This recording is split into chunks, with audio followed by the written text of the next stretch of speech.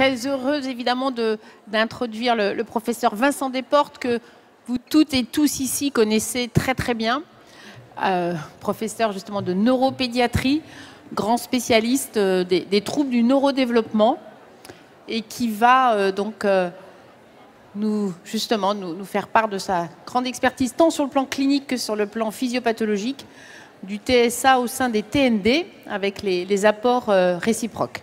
Merci beaucoup, Vincent.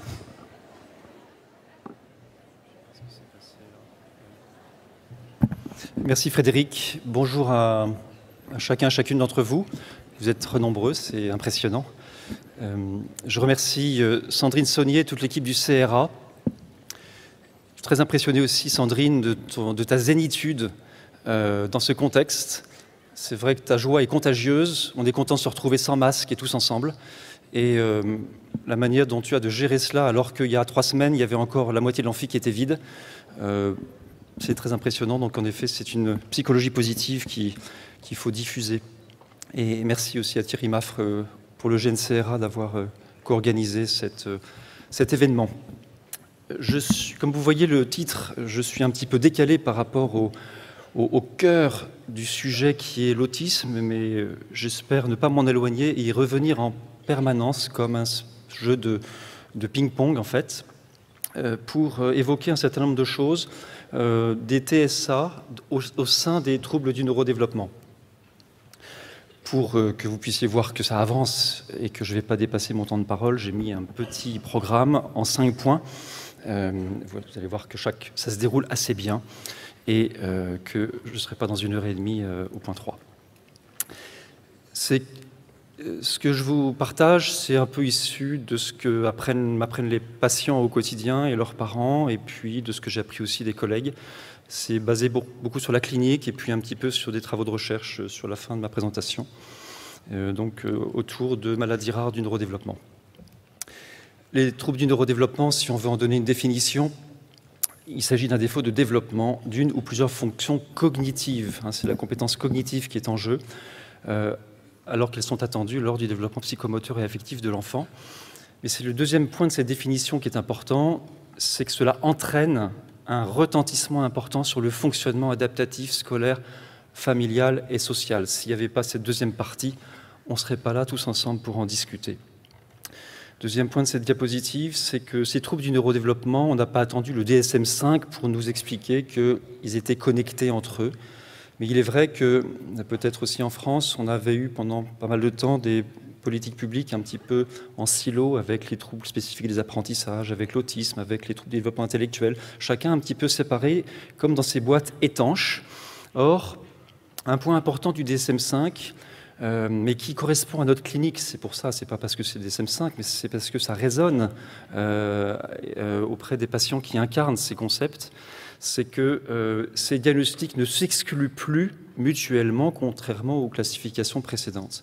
Et donc ici sont listés les grands troubles reconnus aujourd'hui, il y en a d'autres, et c'est évolutif comme toute classification. Vous voyez que donc ce sont des cercles chevauchants et non plus séparés.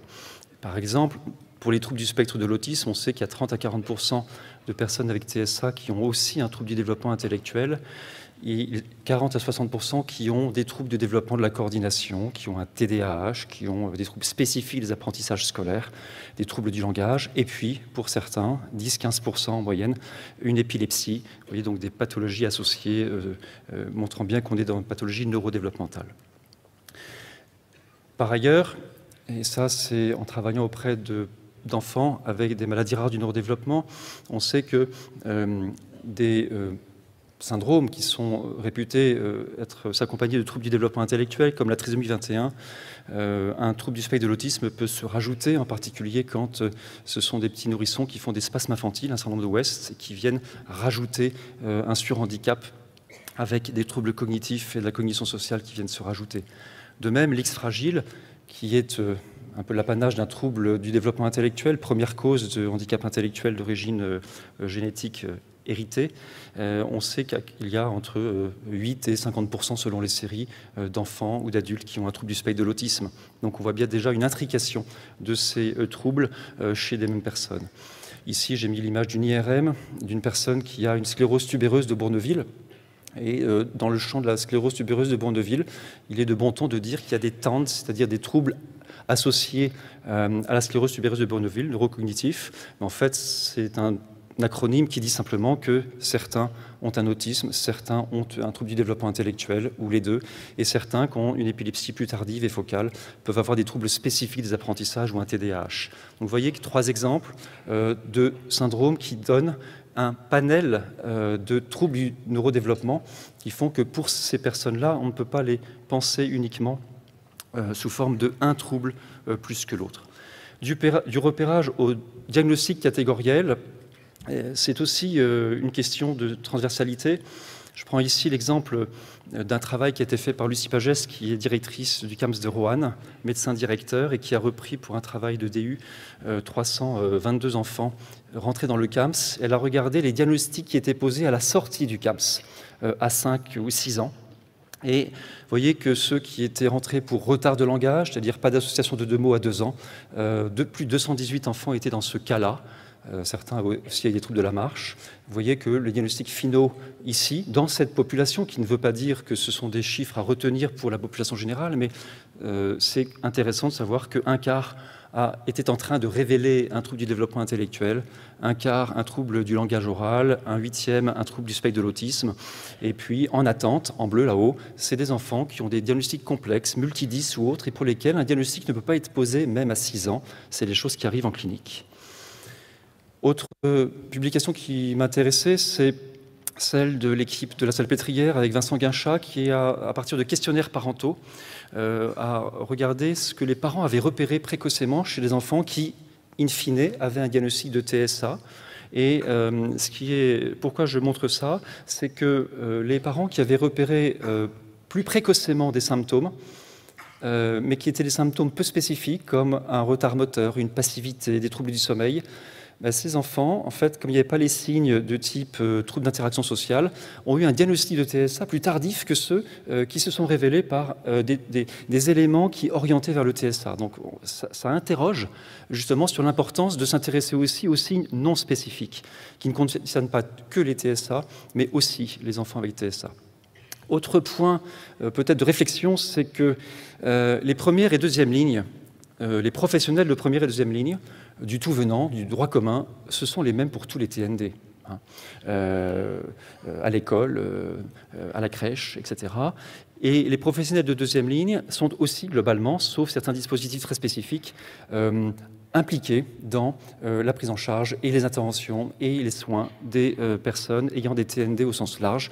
Et c'est peut-être dans les troisièmes lignes qu'on a un peu plus de spécificité, d'expertise pour tel et tel trouble, mais même pour les troisièmes lignes, il est important de garder un regard global sur le champ dans sa totalité. Donc les formations doivent vraiment être axées sur avoir une culture générale de tous les TND, même si ensuite on se spécialise, parce que l'enjeu, c'est pas de dire que les TND tous ressemblent.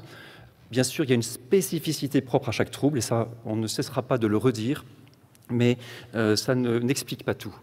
Aider les professionnels de première ligne, ça a été l'enjeu lors de la mise en place des PCO, que de créer un guide de repérage précoce, un peu plus sophistiqué que le carnet de santé.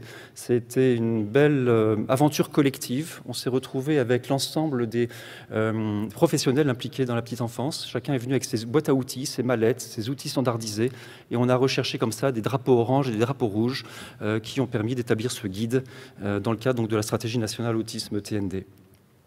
Le décalage de développement et les comportements inhabituels. Donc dans ce guide, il y a les décalages à des âges clés, 6 mois, 1 an, 18 mois.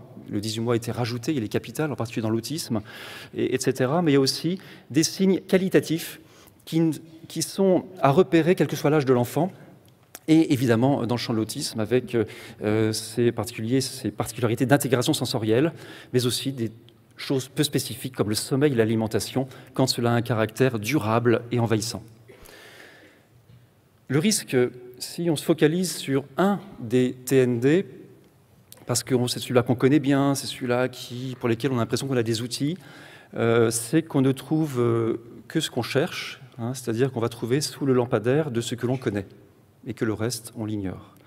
Et donc l'enjeu pour les repérages précoces des TND, c'est d'avoir une boîte à outils. Si on n'a qu'un marteau, on va enfoncer des clous du diagnostic de tel TND, mais on ne saura pas faire autre chose.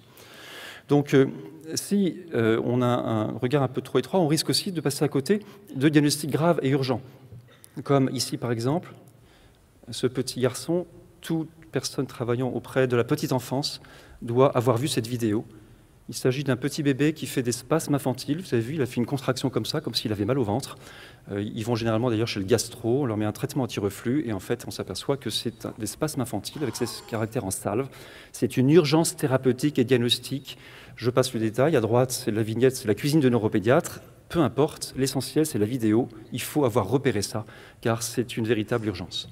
Et ça rajoute du surhandicap à des enfants avec des TND. Autre urgence diagnostique dans le champ du repérage précoce de troubles du développement, ce sont des maladies neuromusculaires. On n'est même plus dans le champ des TND. Mais si on n'a pas en tête qu'un enfant qui tenait sa tête et qui ne la tient plus, qui tenait assis et qui ne tient plus assis, on est dans une urgence diagnostique parce qu'aujourd'hui, ces enfants qui ont des maladies neuromusculaires, avant, un certain nombre décédaient avant 1 an, aujourd'hui, avec une thérapie génique qui coûte 2 millions d'euros au passage, on peut réellement changer la donne, modifier la trajectoire, faire que ces enfants tiennent assis et un certain nombre marchent. Donc on est dans une révolution de thérapeutique innovante à condition de faire un diagnostic précoce. Et là, ce n'est pas une question de mois, c'est une question de semaines.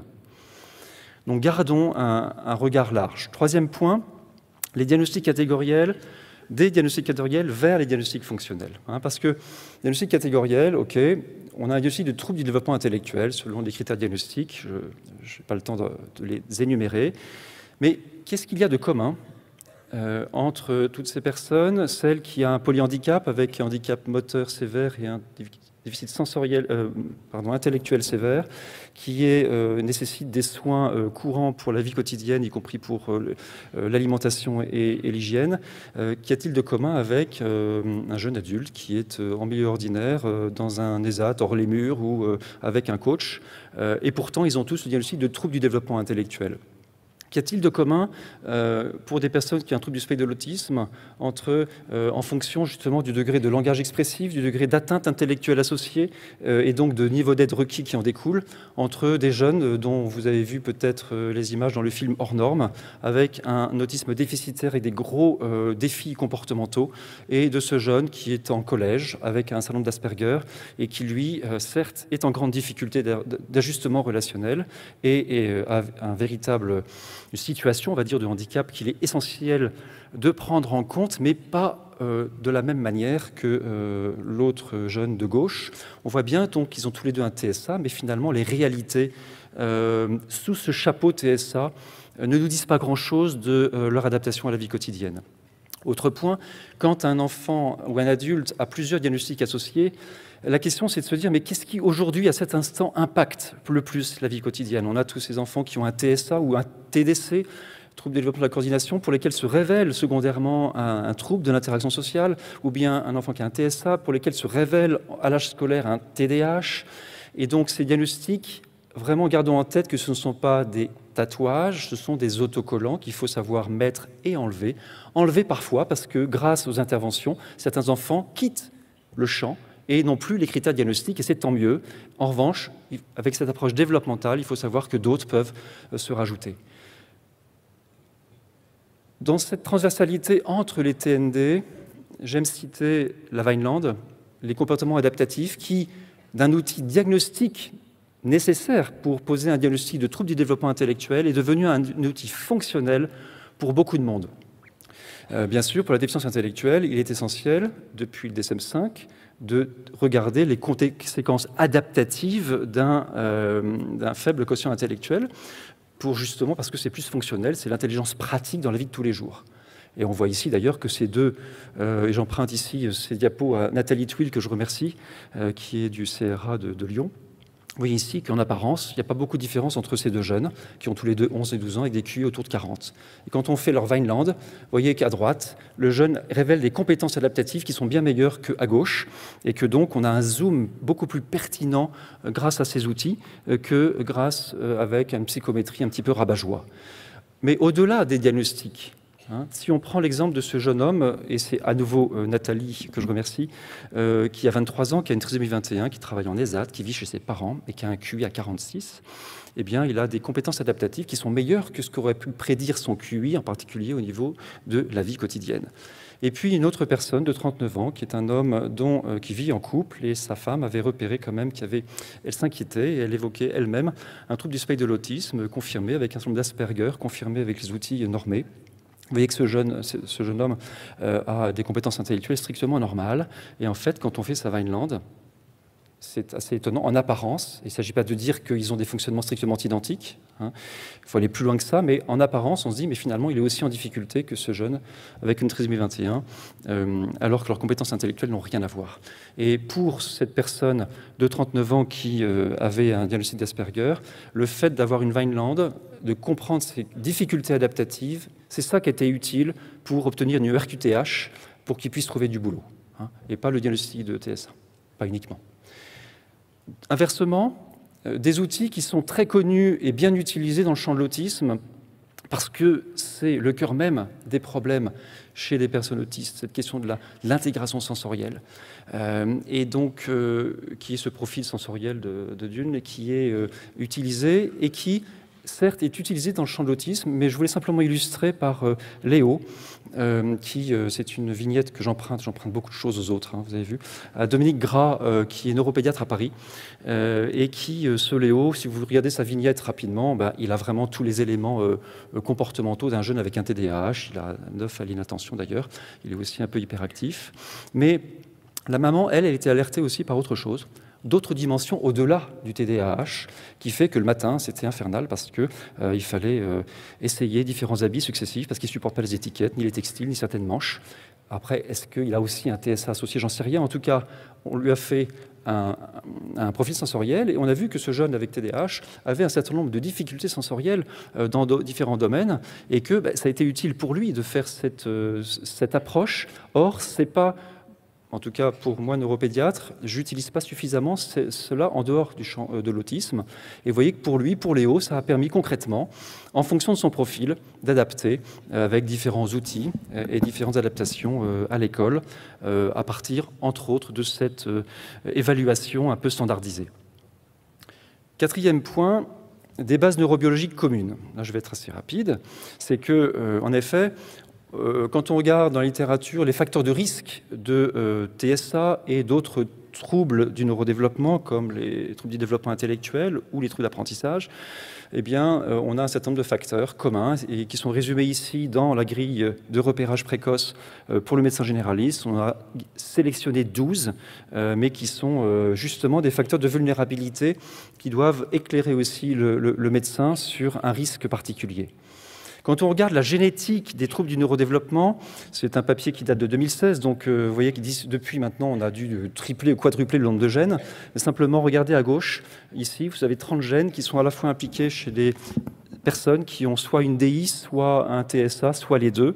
On voit bien donc que sur le substratum neurobiologique, il y a des points communs neurobiologiques donc qui seront intéressants éventuellement pour la pharmacologie derrière. Autre exemple, et ça on a de plus en plus d'enfants ou d'adultes qui ont des troubles que l'on voit sur des techniques nouvelles qu'on appelle l'ACPA, l'analyse chromosomique par puce ADN, et entre autres une délétion et une duplication qui est sur le chromosome 16, bras court du chromosome 16. Là, c'est une grosse série, vous voyez, sur plus de 300 patients, et qui montrait que les personnes qui avaient une délétion en bleu foncé ou une duplication en vert ici ont clairement beaucoup plus de risques que des témoins intrafamiliaux d'avoir des troubles du neurodéveloppement avec TDAH en tête, mais aussi ASD, donc autisme, déficience intellectuelle. Vous voyez qu'on a devant, et d'ailleurs en réalité clinique, on voit que ces personnes qui ont ces facteurs de vulnérabilité-là, on a une très grande variabilité selon les personnes. Et puis, dernier point, pour terminer, il faut encore 5-6 minutes, ça va? Vous tenez encore ou j'ai déjà épuisé toutes vos ressources attentionnelles? C'est bon? Ça suit? Parce que je suis un peu cadencé, je suis désolé, on m'a dit qu'il fallait... Bon. On se pose. Et là, simplement, pourquoi je voulais vous présenter ce 5e point des interventions, alors qu'on a eu ce matin des présentations vraiment passionnantes de Nia Chaban et puis de Jonathan Green sur les enjeux de pouvoir évaluer l'effet des interventions et de se poser toutes les questions sur la durée, sur qu'est-ce qu'on touche finalement, qu'est-ce qu'on impacte, est-ce que c'est durable ou est-ce que c'est que l'effet de s'embarquer ensemble dans une voiture avec un renforcement positif. Il y a toutes ces questions-là qui sont derrière, c'est des enjeux majeurs. Et donc, on a eu un peu ces mêmes enjeux depuis une dizaine d'années dans le syndrome de l'X fragile. L'X fragile, hein, comme on l'a dit, qui est un modèle finalement neurobiologique. Quand j'étais au Mind Institute, il y a 20 ans maintenant, avec Randy Agarman, c'était le tout début du Mind, il y avait Sally Rogers qui était là, il y avait Sally Ozonoff. Bon, j'avais la chance de côtoyer ces gens. Et j'étais avec Randy Agarman qui, elle, travaillait beaucoup sur l'X fragile. Et comme un modèle, entre guillemets, d'autisme. Et pourtant, beaucoup de jeunes qui ont un X fragile n'ont pas forcément un autisme, mais ont des traits, des caractéristiques particulières d'anxiété sociale, de gestion des émotions qui sont assez particuliers. Peu importe. En tout cas, il y a ici, dans l'X fragile, des paramètres intéressants pour essayer de voir. D'une part, c'est une maladie monogénique. Donc, tous les patients qui sont inclus dans les études ont le même substratum neurobiologique. Donc ça homogénéise les populations quand il faut les comparer avec des groupes contrôles.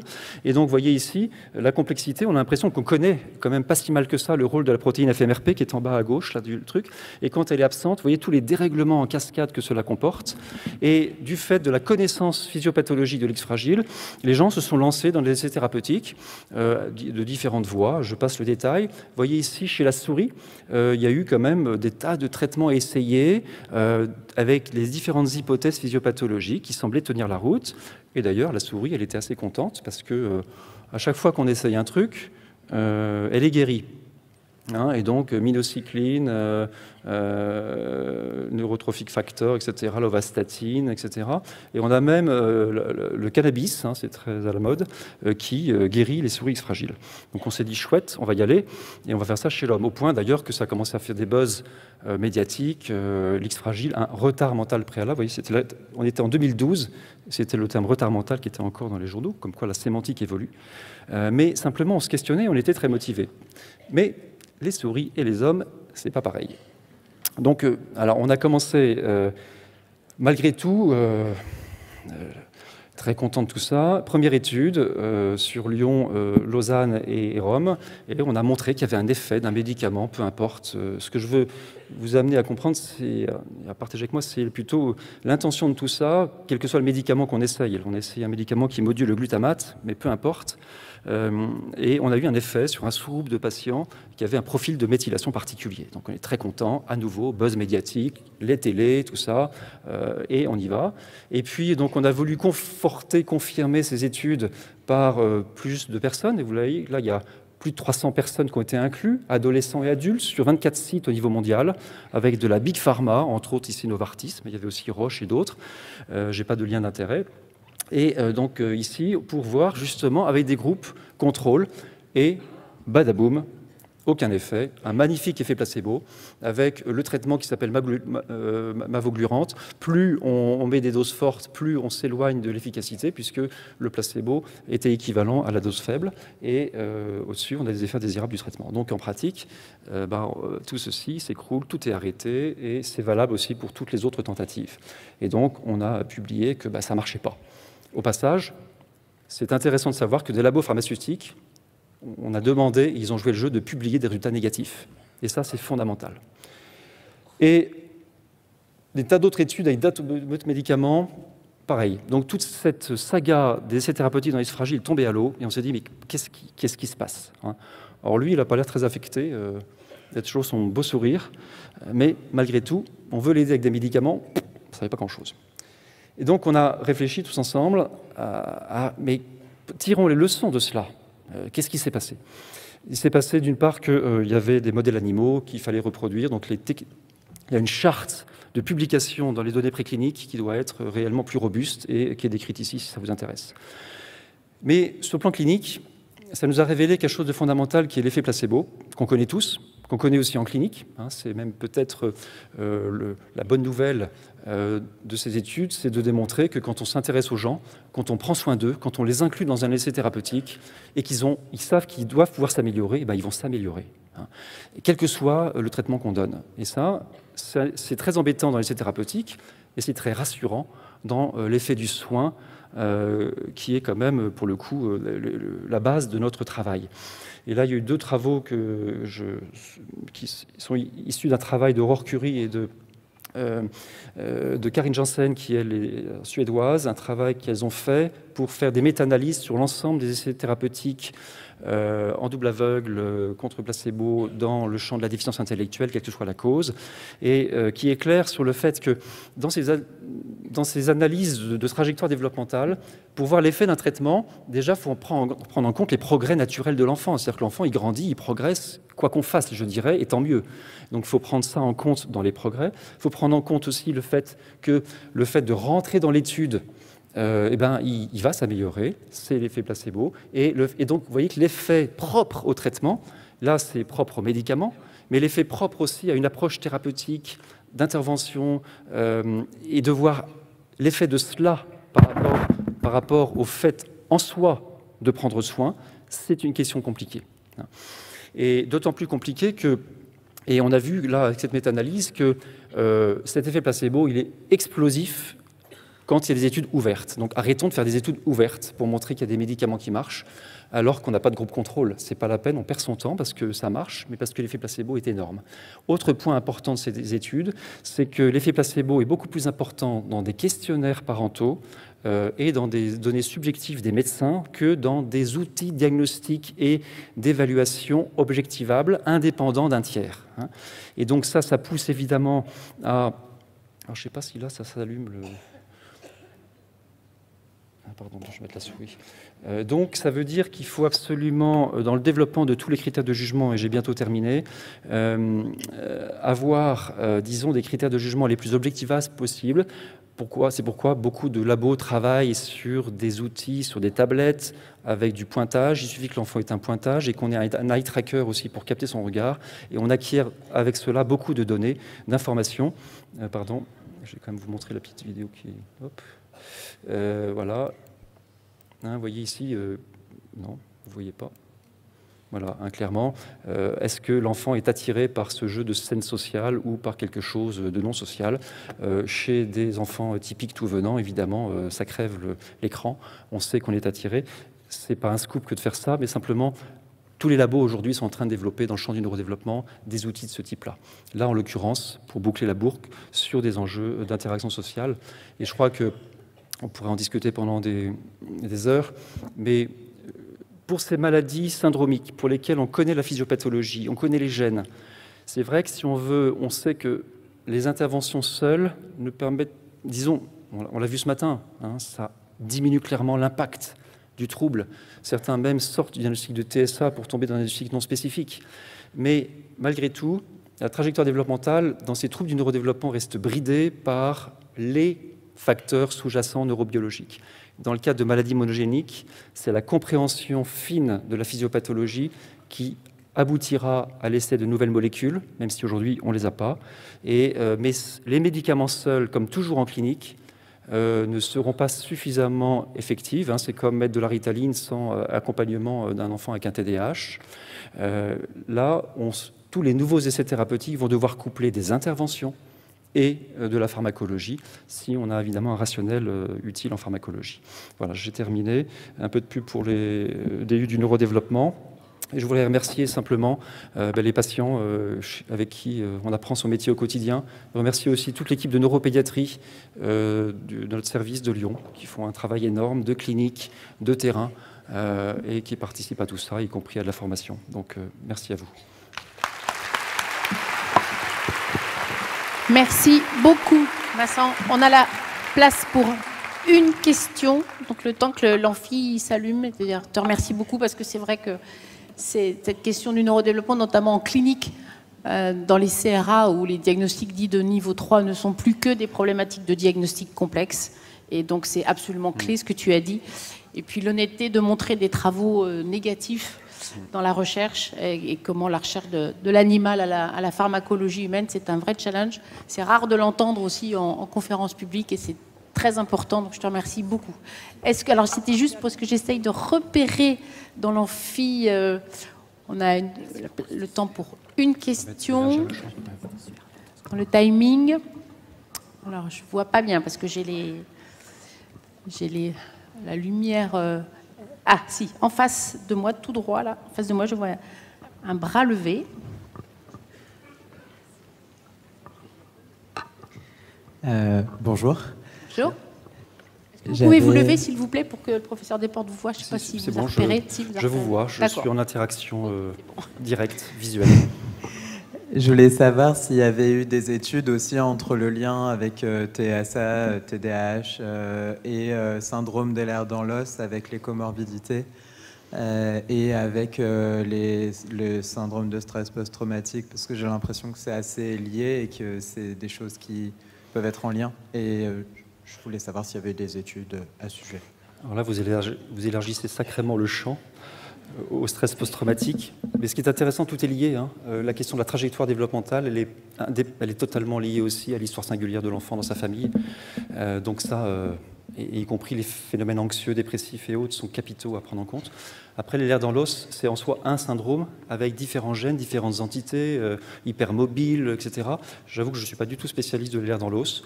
Il y a des...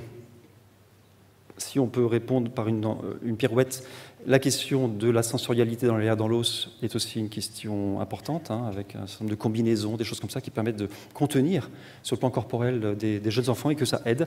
Mais une fois que j'ai dit ça, je ne suis pas compétent pour en parler. Clairement, voyons la neurobiologie aussi de l'Ehlers-Danlos qui est en train d'être démembrée dans ses différentes composantes cliniques. Mais oui, il y a des troubles cognitifs associés, mais je n'ai pas la notion, je ne suis pas spécialiste, que dans le Ehlers-Danlos, on ait un type de profil de troubles du neurodéveloppement. On est plus sur un spectre, me semble, un peu plus large. Mais c'était décrit par rapport au TSA, puis la même chose pour le PTSD, oui. Il y a plus de PTSD aussi dans le TSA. Un traumatisme est égal. D'accord. Mais bon, ça... Bon, ben voilà, vous avez la réponse. Ouais. Merci beaucoup, Vincent. Vraiment, c'est une très belle conférence. Et puis...